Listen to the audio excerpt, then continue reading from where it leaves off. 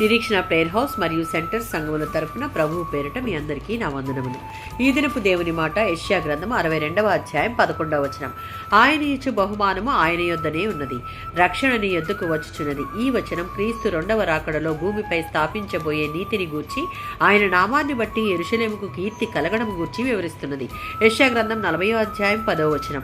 ప్రభువగు యెహోవా తానే శక్తి సంపన్నుడై వచ్చును. రక్షణ, దీవెనలు, ఆదరణ ఇవన్నీ దేవుడు నమ్మకస్తులైన తన ప్రజల దగ్గరకు రావడంతో అనుబంధం కలిగి ఉంటాయి. ఆయన శక్తితో, అధికారంతో దిగివచ్చినప్పటికీ వారి మధ్య ఆయన సన్నిధి తన గొర్రెలను నడిపించే శ్రద్ధ గల ఒక కాపరిలాగా ఉంటుంది.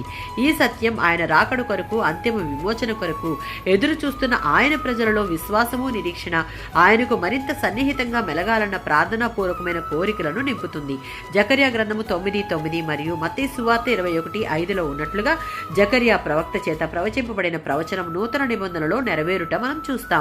సియోను నివాసులు ఆనందించుటకు మరొక ఘనమైన కారణం రాజుగా రానున్న యేసయ్య రాక.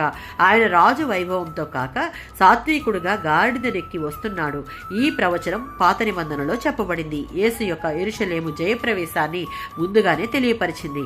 నూతన నిబంధనలో మత్తయి సువార్తలో పరిశుద్ధ పట్టణంలోనికి ఈ విధంగా ప్రవేశించడం ద్వారా తాను సిలువనెక్కడానికి సిద్ధంగా ఉన్న మెస్సియనని, రక్షకుడునని యేసు తెలియపరుచుకుంటున్నాడు. మార్కు సువార్త 16వ అధ్యాయం 15వ వచనంలో శిలువ మరణం తర్వాత పునరుద్ధానుడైన యేసు తన శిష్యులకు గొప్ప ఆజ్ఞ ఇచ్చాడు. అది ఏంటి అంటే, మీరు సర్వలోకానికి వెళ్ళి సర్వసృష్టికి, సృష్టిలోని ప్రతి వ్యక్తికి శుభవార్తను బోధించండి. శుభవార్త ఏంటి అంటే, పాపులమైన మన నిమిత్తం మనకు రావాల్సిన శిక్షను ఆయన శిలువలో అనుభవించి, మరణించి, మరణాన్ని గెలిచి క్రీస్తు తిరిగి సజీవంగా లేవడం. లోకమంతా ఈ సువార్తను చాటించి ఆయన రాజ్య వ్యాప్తి కొరకు పాటుపడే బాధ్యత ఆయన శిష్యులుగా ఉన్న ప్రతి విశ్వాసిది. ప్రకటన గ్రంథం 22:12.